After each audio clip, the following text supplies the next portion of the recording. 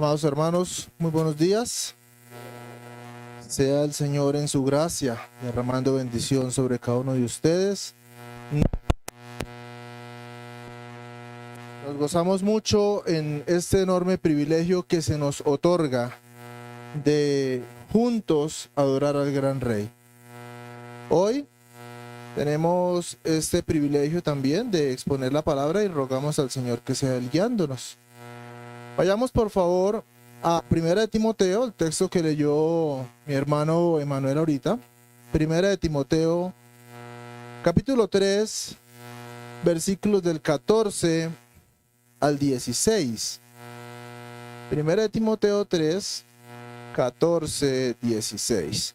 Tengámoslo ahí en primera línea. Durante los últimos 3 meses aproximadamente hemos venido presentando un conjunto de exposiciones que van dirigidas hacia la identidad teológica que nosotros, o lo que nosotros creemos como iglesia. Entre estas exposiciones presentadas, encontramos entonces las 5 solas de la Reforma: sola Escritura, sola fe, sola gracia, solo Cristo y solo a Dios la gloria.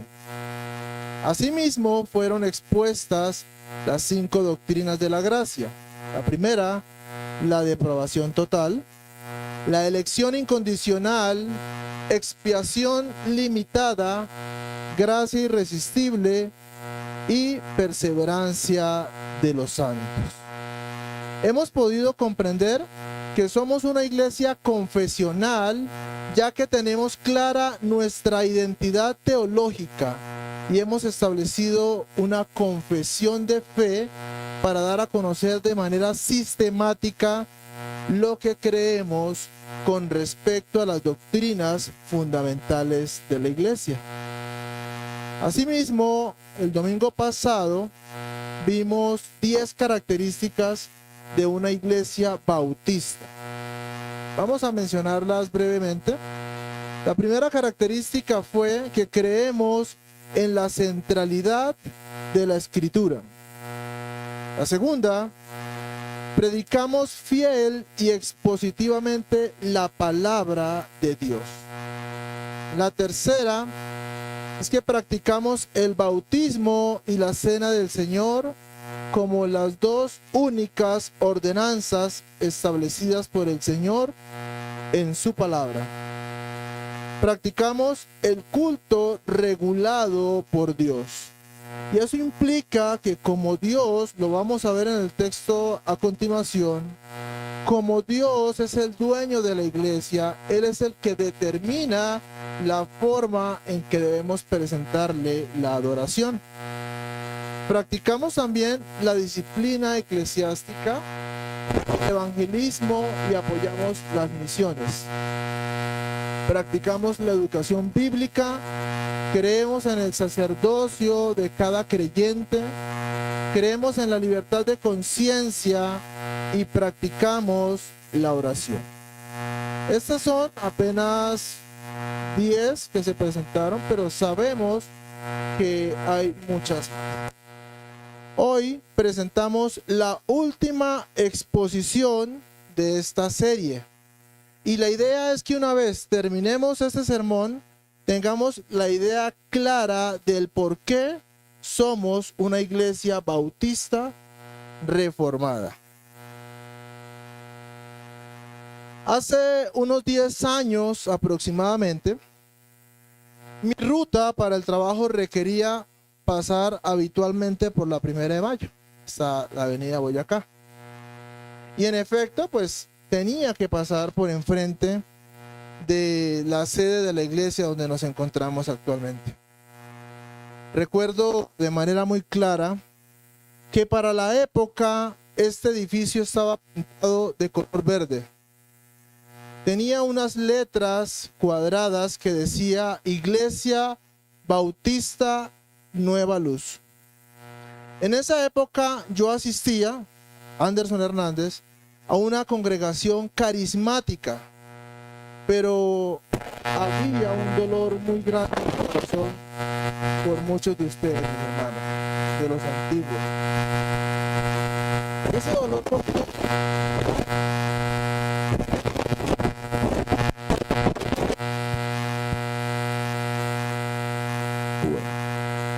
y este dolor era cada vez más grande por el hecho de que en mi pensamiento, en mi desconocimiento de la palabra, creía que la iglesia bautista era una secta.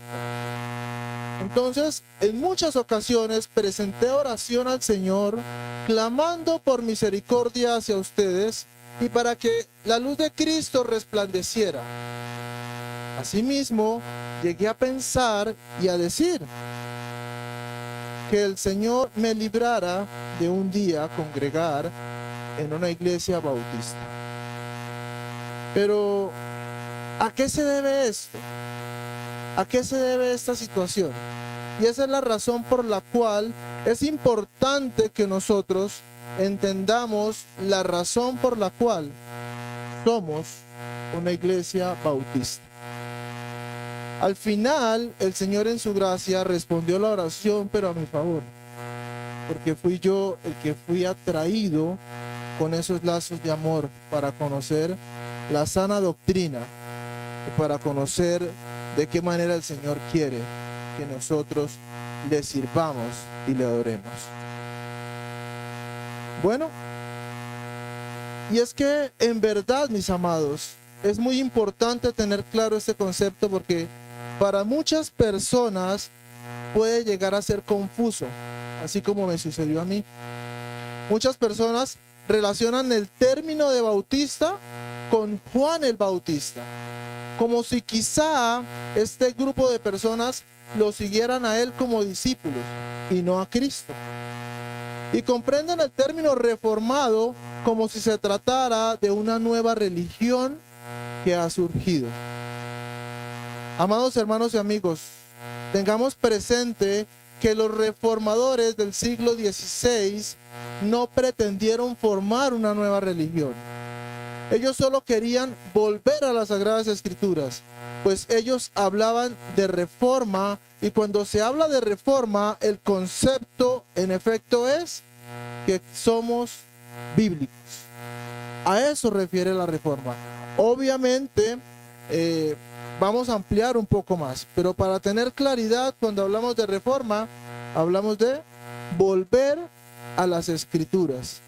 Al principio de la fe cristiana, de la era cristiana, los cristianos estaban dispuestos a morir, a ser encarcelados, dentro de esas muertes a ser aserrados, decapitados por defender la verdad. Pero al pasar de los años, vamos viendo que esa forma original se fue deformando.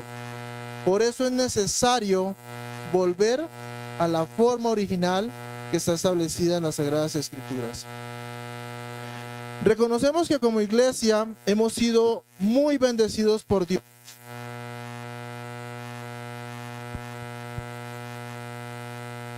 Por el entendimiento de las Sagradas Escrituras que se nos ha concedido.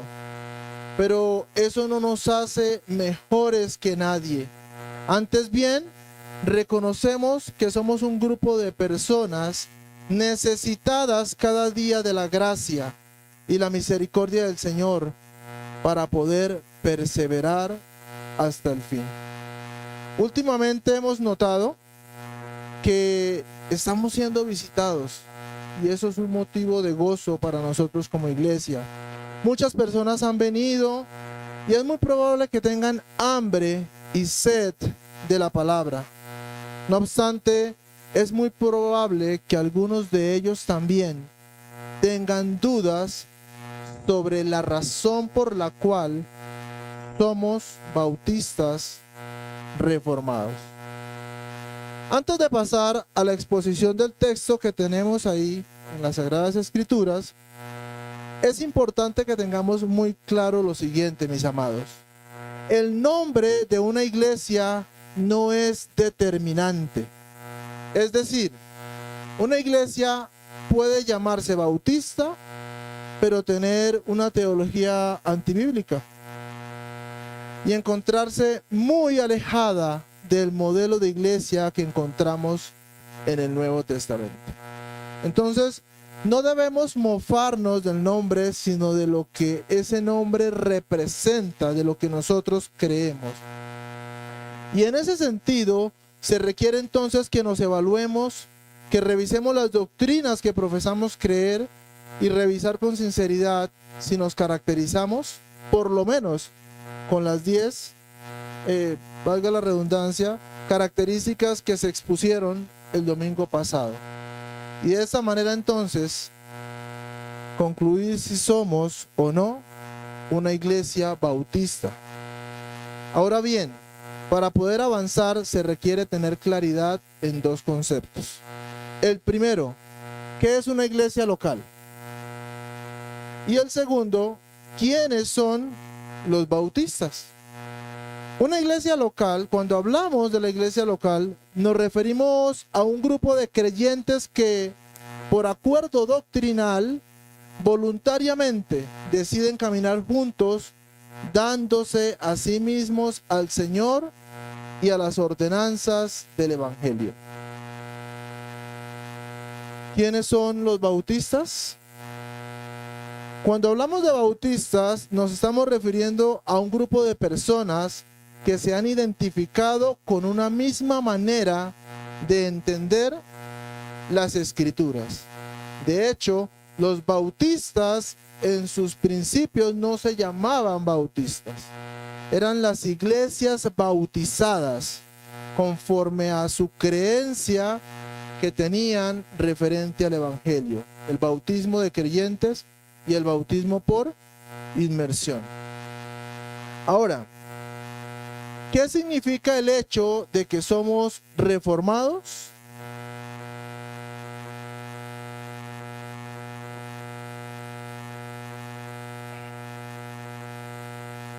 Mis amados, mi intención, en efecto, no es ofender a nadie de manera intencional. Pero cuando hablamos de reforma, es totalmente inevitable tocar el catolicismo romano. Debemos tocarlo. Entonces, en ese sentido es necesario mencionar de manera general que el catolicismo romano estaba lleno de tradiciones humanas. Practicaban el sacramentalismo y eso había oscurecido el mensaje del Evangelio durante toda la Edad Media. También se aprovechaban de la ignorancia del pueblo para abusar de ellos, promocionándoles la venta de indulgencias. Se decía que en bien sonaba la moneda, el alma se elevaba del purgatorio. Ahora, el tema de las indulgencias fue el factor o fue la gota que rebosó la copa y da lugar a la reforma protestante. Y es que según la Iglesia Católica, las indulgencias eran la liberación de los castigos temporales que merecen nuestros pecados. Bueno, mis amados, vayamos entonces a 1 de Timoteo 3, 14 al 16.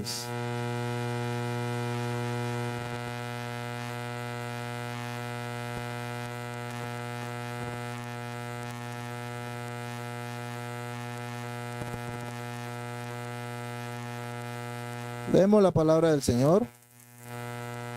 Dice: 1 de Timoteo 3, 14 al 16. Esto te escribo, aunque tengo la esperanza de ir pronto a verte, para que si tardo, sepas cómo debes conducirte en la casa de Dios, que es la iglesia del Dios viviente, columna y baluarte de la verdad. Indiscutiblemente grande es el misterio de la piedad. Dios fue manifestado en carne, justificado o vindicado, como dice la Biblia de las Américas, en el Espíritu, visto de los ángeles, predicado a los gentiles, creído en el mundo y recibido arriba en gloria. Amén. Bueno, vamos a presentar un contexto general del texto. La epístola de Primera de Timoteo fue escrita por el apóstol Pablo a su discípulo Timoteo, quien era un pastor muy joven. Su enfoque está ligado a aspectos necesarios que debe saber todo pastor, como por ejemplo su carácter, sus responsabilidades, el gobierno de la iglesia. Allí encontramos la manera en que Dios quiere que los hombres se conduzcan en la iglesia, en el cumplimiento del ministerio y en su vida personal. En ese contexto general de la epístola encontramos diferentes exhortaciones que el apóstol Pablo entrega a Timoteo referente a cómo debía conducirse.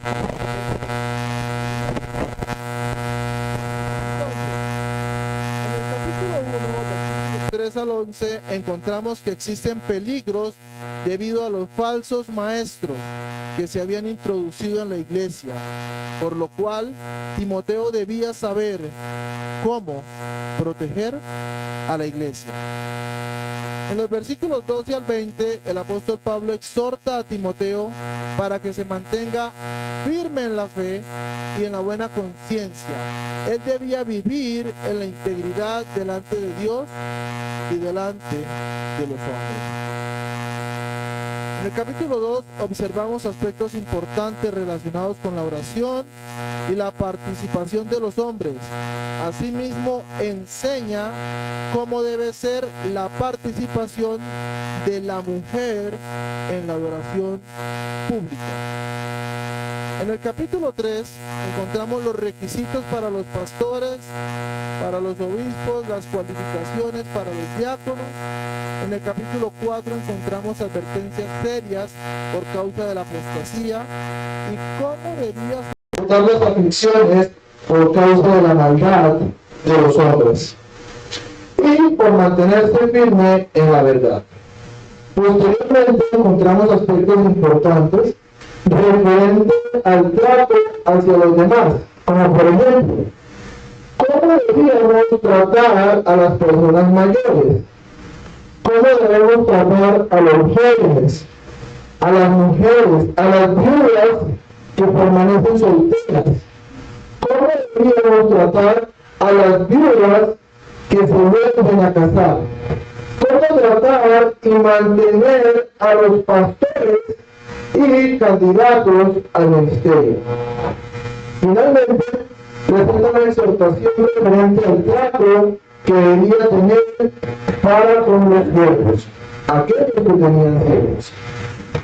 En los versículos que estudiamos sobre el capítulo 3, 14, 16, encontramos la razón por la cual Pablo escribe esta carta. Encontramos entonces que él quería, deseaba ir a ver a Timoteo.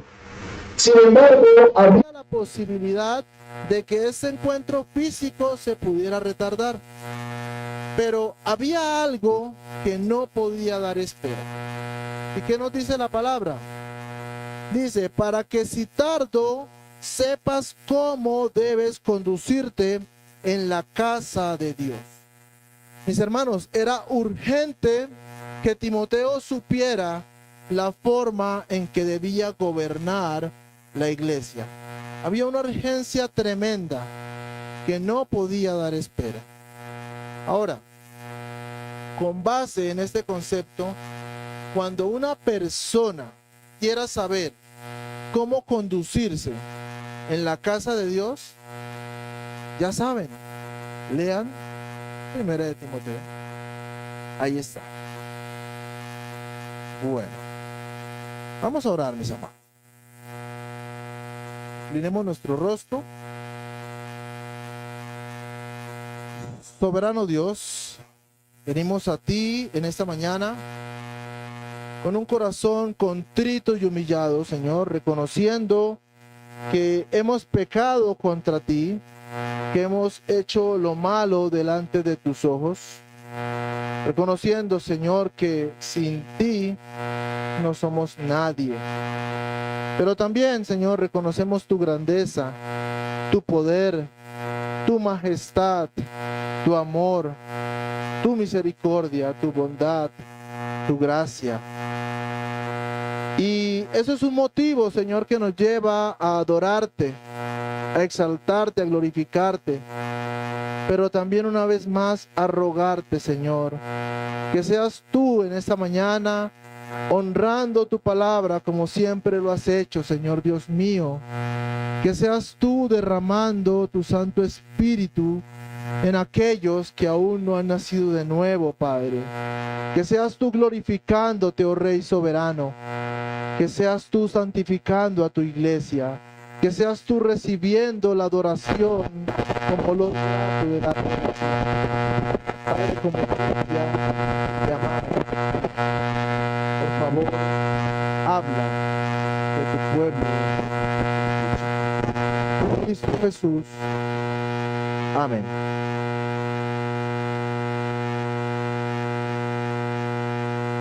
Había una vez un viejo roble en el centro de un bosque. Sus ramas se extendían hacia el cielo con manos sabias y sus raíces se hundían profundo en la tierra, formando un laberinto protector. Pero el tesoro más preciado del roble no eran sus hojas ni su madera, sino una pequeña semilla de luz que albergaba en su corazón un don que le fue confiado por una estrella fugaz hace siglos. La proposición del sermón para hoy es la siguiente.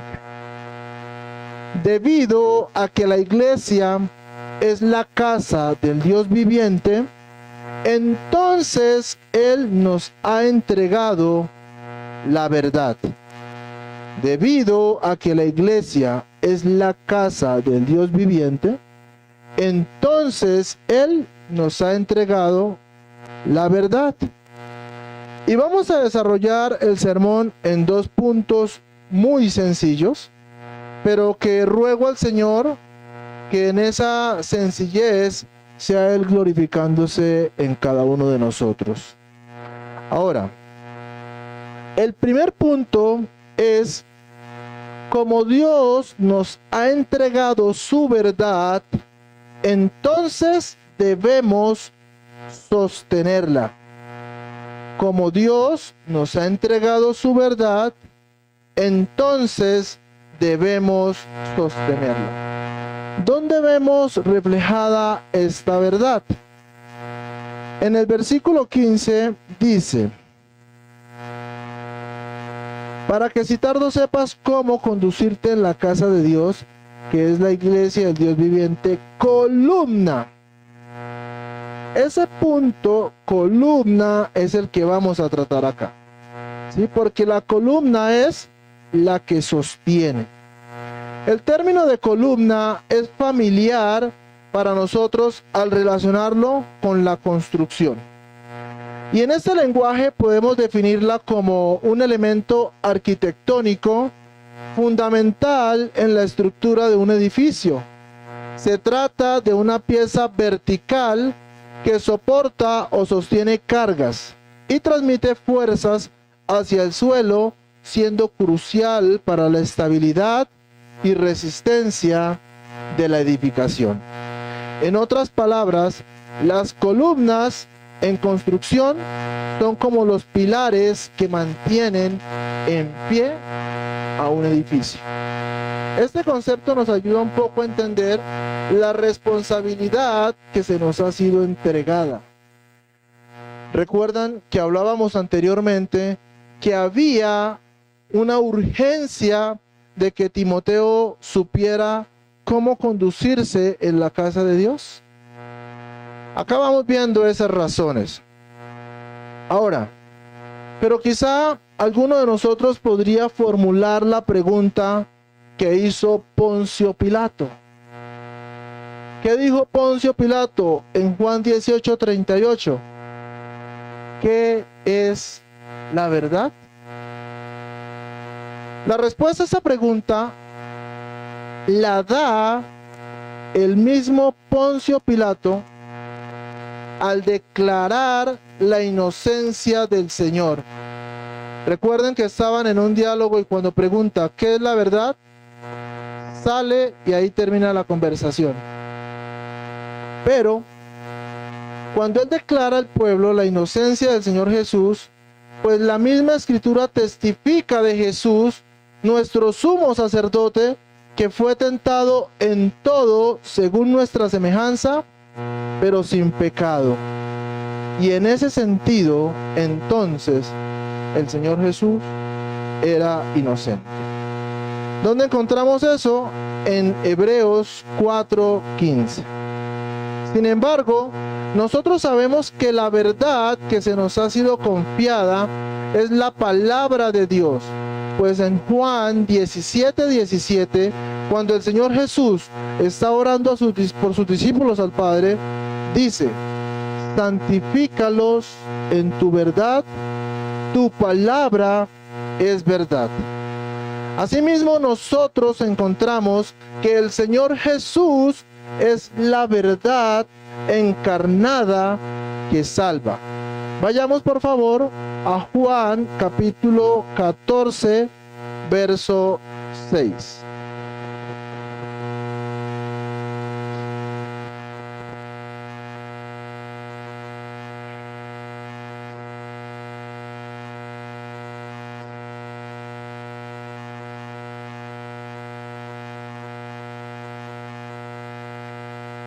Juan 14:6 dice: yo soy el camino y la verdad y la vida.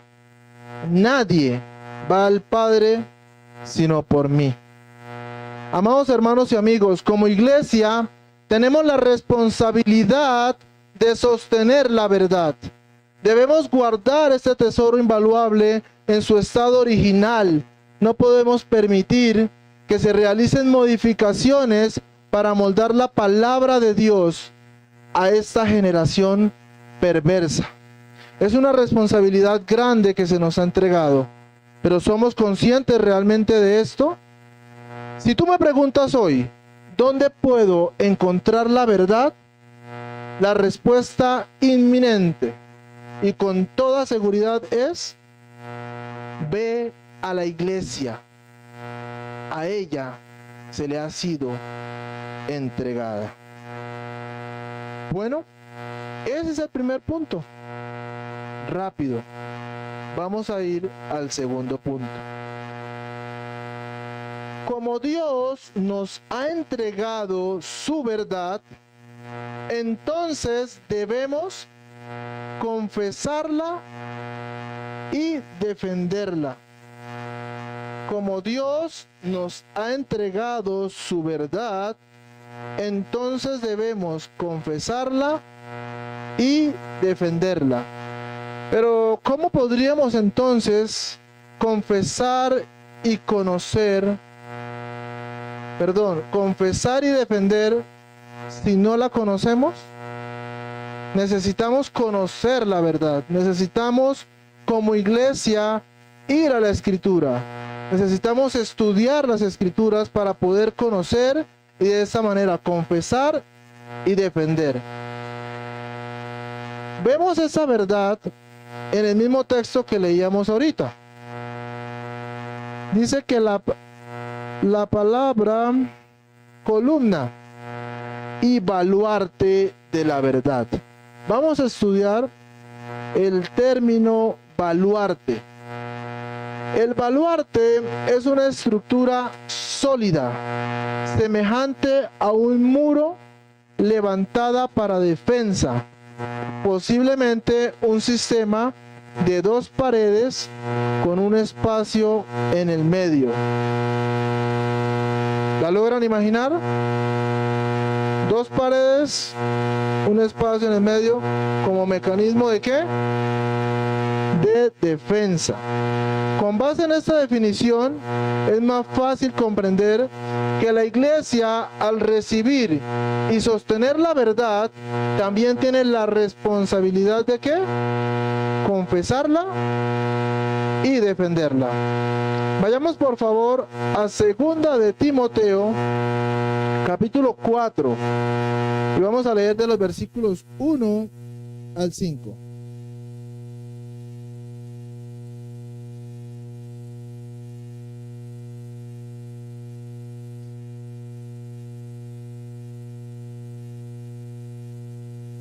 Segunda de Timoteo, capítulo 4, versículo 5.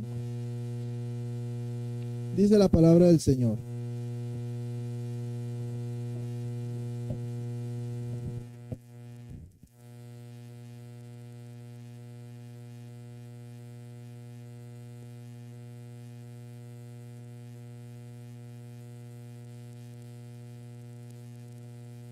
Te encarezco delante de Dios y del Señor Jesucristo, que juzgará a los vivos y a los muertos en su manifestación y en su reino. Que prediques la palabra, que instes a tiempo y fuera de tiempo, redarguye, reprende, exhorta con toda paciencia y doctrina.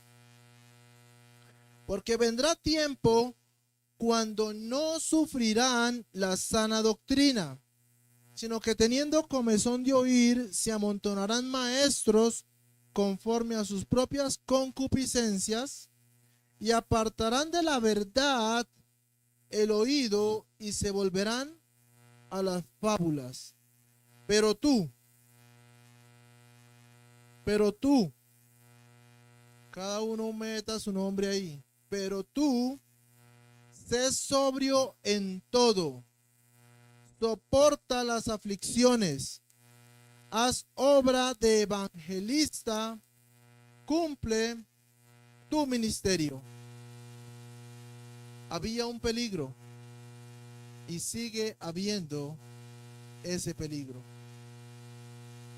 Hoy en día también nosotros corremos ese peligro, porque muchas personas quieren aprovecharse de la verdad, tergiversándola a fin de tener beneficios propios.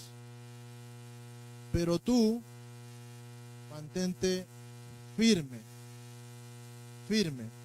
Y es que, mis amados, esta responsabilidad de confesar y defender la verdad, en efecto, nos traerá aflicciones en este mundo, porque muchos no la resisten. Pero eso no debe ser un motivo para dejar nuestra responsabilidad, pues sabemos que a pesar de todo, la verdad triunfa. La verdad del Señor triunfa. Ahora, vayamos a Juan 8:32 para ver uno de esos triunfos que nosotros vemos en el momento en que predicamos la verdad.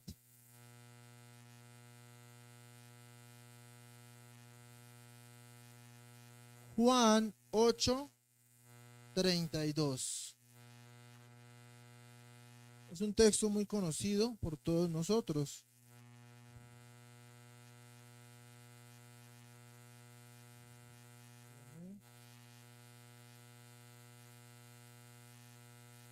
Juan 8:32. Y dice: y conoceréis la verdad, y la verdad os hará libres. Y conoceréis la verdad, y la verdad os hará libres. Mis amados, es cierto que tenemos aflicciones, pero también es cierto que el gozo que sentimos cuando una persona es libertada del yugo del pecado, ese gozo en nuestro corazón es tremendo, porque la Escritura misma dice que hay gozo en el cielo cuando un pecador se arrepiente. Y es a través de la palabra que el Espíritu Santo convence de pecado, de justicia y de juicio. No podemos olvidar que, ya que en la sabiduría de Dios, el mundo no conoció a Dios mediante la sabiduría. Agradó a Dios salvar a los creyentes por la locura de la predicación. Y es que en verdad, para muchos, la verdad de Dios que nosotros como iglesia confesamos y defendemos es una locura. Para ellos es una locura. Continuemos en nuestro texto y veamos el versículo número 16 de 1 Timoteo 3.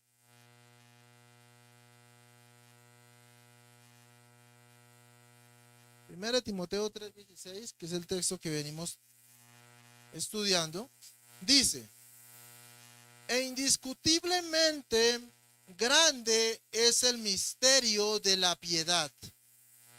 Dios fue manifestado en carne, justificado en el Espíritu, visto de los ángeles, predicado a los gentiles, creído en el mundo y recibido arriba en gloria.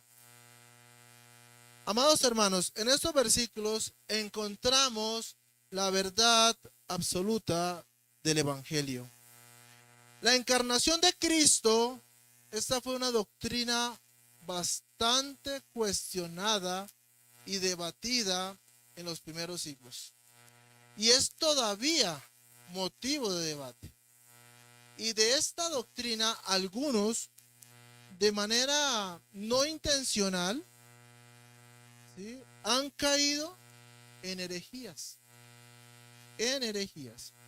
Pero nosotros vemos a la luz de la Escritura de que Dios, el Hijo, vino y encarnó y fue 100% hombre y al mismo tiempo 100% Dios. ¿Cómo podemos explicar eso? Es un misterio, porque está en las Sagradas Escrituras. Ahora, eso lo vemos en Juan 1, versículo 1 al 2. Juan 1, 1 al 2 y el versículo 14.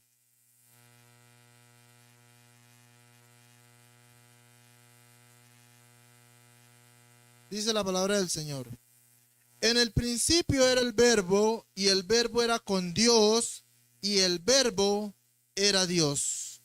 Este era en el principio con Dios.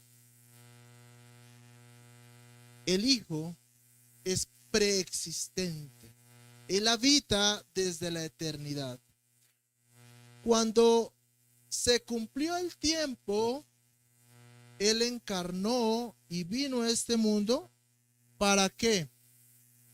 Para salvar o para buscar lo que se había perdido. Y el versículo 14 dice: y aquel Verbo, ¿cuál Verbo? Cristo, la palabra encarnada. Aquel Verbo fue hecho carne y habitó entre nosotros, y vimos su gloria, gloria como del unigénito del Padre, lleno de gracia y de verdad. Bueno, Él en su carne murió y fue sepultado. Y esta es la verdad que nosotros como iglesia confesamos. Ahora, dice en el texto que estamos estudiando que el Hijo fue justificado por el Espíritu. Ahorita hacía una aclaración que en la Biblia de las Américas habla de vindicado. Lo traduce como vindicado. Es decir, todo lo que hizo y dijo fue totalmente cierto. Cristo es la verdad y habla la verdad. Y esa es la verdad que nosotros como iglesia creemos. Mis amados, Cristo resucitó. Fue visto por los ángeles. Fue predicado a los gentiles. Nosotros somos parte de ese pueblo bendecido. Fue creído en el mundo y fue recibido arriba en gloria. Presten mucha atención, mis amados, a esta palabra tan sencilla. Cristo fue recibido. No es que Cristo llegó. Hay una gran diferencia entre usted llegar a una casa, a un lugar, y ser recibido. Cristo fue recibido arriba en gloria. Amados hermanos, en serio, esto tiene que producir en nosotros un gozo tremendo, una alegría al saber que Cristo no simplemente llegó al cielo, Él fue recibido, y esto marca una gran diferencia. Allí se ejecutó la celebración gloriosa del plan eterno de redención cumplido en su ministerio terrenal como mediador. Él fue coronado como rey y vendrá por segunda vez por nosotros, por su iglesia. Bueno, vamos a presentar entonces la conclusión de esta enseñanza. Amados hermanos y amigos presentes, antes de ser bautistas, tengan muy presente este mensaje. Antes de ser bautistas, somos cristianos. Somos salvos por gracia por medio de la fe.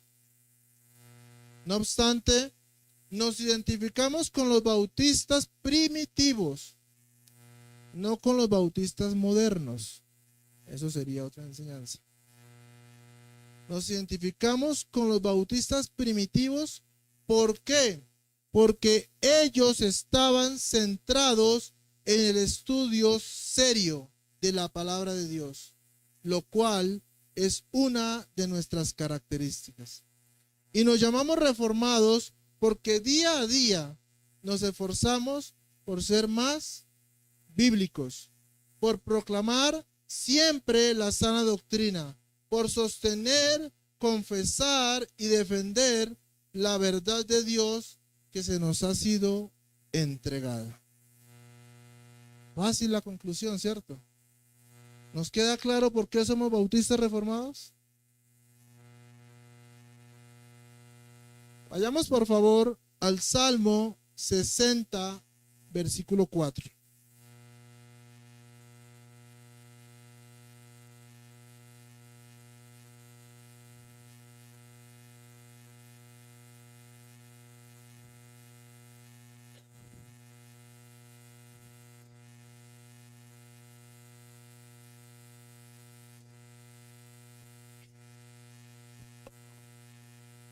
Salmo 60, versículo 4.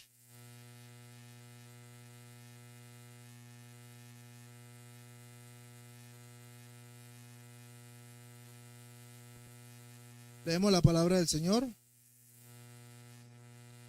Has dado a los que te temen bandera, que alcen por causa de la verdad.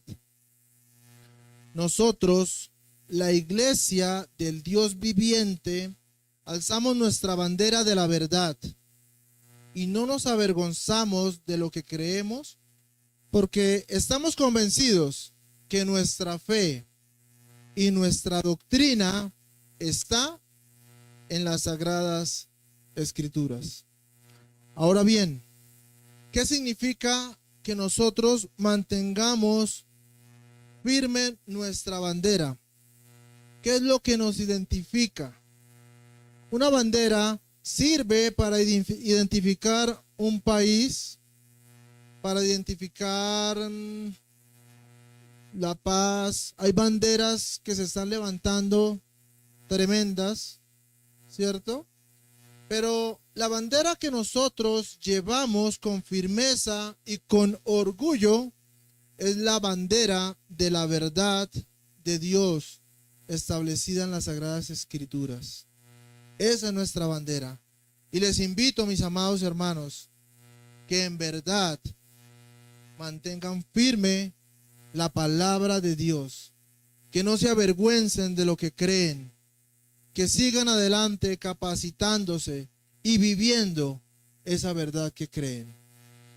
Amados amigos que nos visitan hoy, si has venido cansado y cargado, ven a Cristo en arrepentimiento y fe.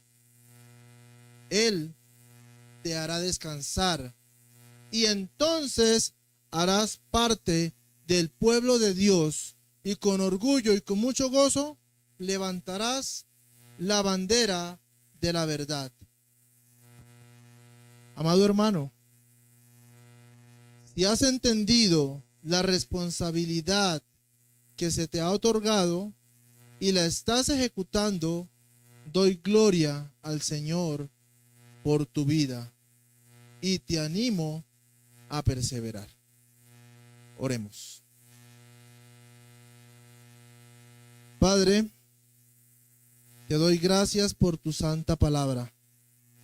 Gracias por otorgarnos el privilegio como tu iglesia de llevar esta responsabilidad, de sostener, de defender, de guardar tu palabra. Es un tesoro invaluable.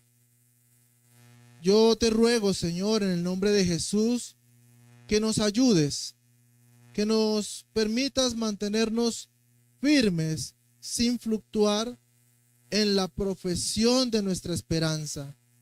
Que seas tú, Señor, conforme a tu promesa, la cual creemos, preservándonos entonces para que nosotros podamos perseverar, que podamos hacer obra de evangelista, que podamos levantar esta bandera con gozo, con alegría, con orgullo, esta bandera de la verdad, y que mantengamos nuestra fe firme en ella. Ayúdanos, Señor, porque sabemos que por causa de ella vamos a tener aflicciones, vamos a ser perseguidos, vamos a ser escarnecidos y vamos a sufrir muchas cosas. Pero no importa, Señor, no importa. Ayúdanos a estar dispuestos a pagar el precio que sea necesario, Señor, para que de esta manera cumplamos el propósito por el cual tú nos has salvado. También te ruego, oh Señor, por las personas presentes que aún no han nacido de nuevo. Por favor, Dios mío, ellos han oído tu palabra. Yo te ruego que tú les concedas en tu gracia el don de la fe y el arrepentimiento para salvación de sus almas, y que sea entonces tu Santo Espíritu habitando en ellos, y de esta manera que empiecen a caminar, Señor, en esa santidad progresiva para la gloria y honra de tu nombre.